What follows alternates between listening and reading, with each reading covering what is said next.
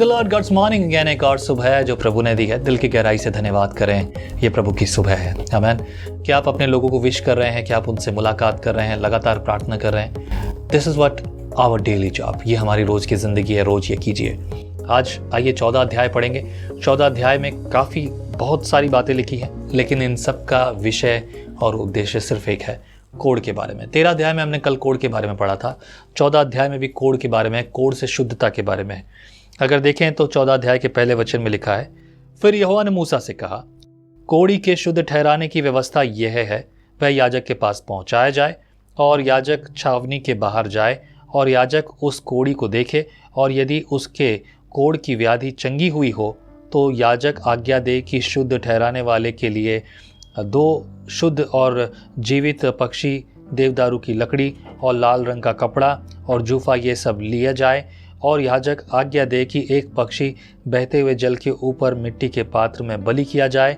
तब वह जीवित पक्षी को देवदारू की लकड़ी और लाल रंग के कपड़े और जूफा, इन सबों को लेकर एक संग उस पक्षी के लहू में जो बहते हुए जल के ऊपर बलि किया गया है डुबो दे, और कोड़ से शुद्ध ठहराने वाले पर 7 बार छिड़क कर उसको शुद्ध ठहराए।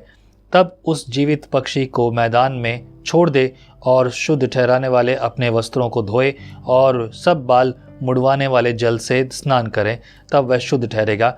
और इसके बाद वह छावनी में आने पाए, परंतु 7 दिन तक अपने डेरे से बाहर ही रहे। और 7वें दिन वह सिर, दाढ़ी और भौहों के सब बाल मुड़ाए और सब अंग मुंडन कराए और अपने वस्त्रों को धोए और जल से स्नान करे, तब वह शुद्ध ठहरेगा।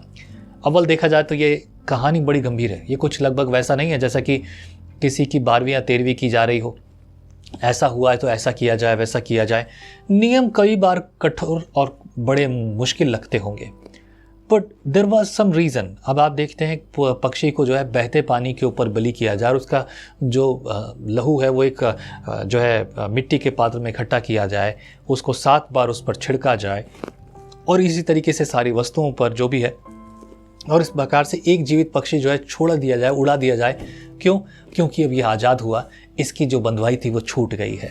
इसका जो पाप था, जिसके कारण से बंधन था, जिस वजह से बीमारी, इस कोड़ की बीमारी से शुद्ध ठहरा है। There are lot of things to talk about it. आज की ज़िंदगी में जब हम देखते हैं, हमारे आसपास ऐसे बहुत सारे कारण हैं जिनकी वजह से हम जो है ऐसी परिस्थितियों से गुजरने में जो है आतुर हैं। मतलब होगा ही, परिस्थितियां होती ही, लेकिन हर बात में परमेश्वर का वचन सामर्थ्य, और वो आपको सामर्थ्य के साथ खड़ा करेगा।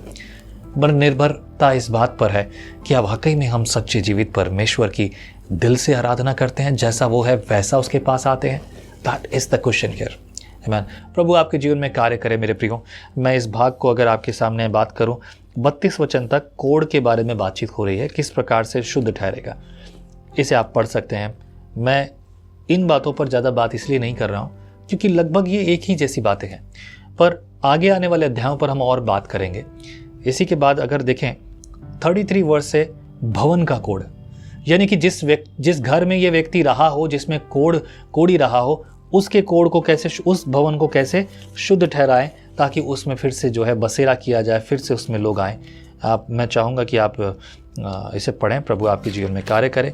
एंड देन ये बात जो है 57 वर्ष तक है, लेकिन मैं आपके लिए पढ़ रहा हूँ। 54 में लिखा है, सब भांति के कोड़ की व्याधि और सेहुए और वस्त्र और घर के कोड़ और सूजन और पपड़ी और दाग के विषय में शुद्ध और अशुद्ध ठहराने की शिक्षा देने की व्यवस्था यही है। सब प्रकार के कोड़ की व्यवस्था यही है। व्यवस्था के अनुसार सारे काम चलते थे। अब तो ये व्यवस्था थी, लेकिन मेरे प्रियो, ये व्यवस्था प्रभु यीशु मसीह ने आपके और मेरे लिए पूरी कर दी। आज यदि किसी को कोड़ हो जाता है तो उसे इस व्यवस्था के अनुसार गुजरने की आवश्यकता नहीं, क्योंकि यीशु मसीह ने उसके लिए वो कोड़ भी जो है अपनी देह पर ले लिया है। किसी यीशु को कोड़ नहीं था, लेकिन उसने हमारे सारे पाप, सारे गुनाह, सारी बीमारियां, सारे बंधन अपनी देह पर ले लिए ताकि आप और मैं आज़ाद हो जाएं। कुछ ही दिन पहले हमने जो है भारत के इस खास दिन को मनाया है, 15 अगस्त को।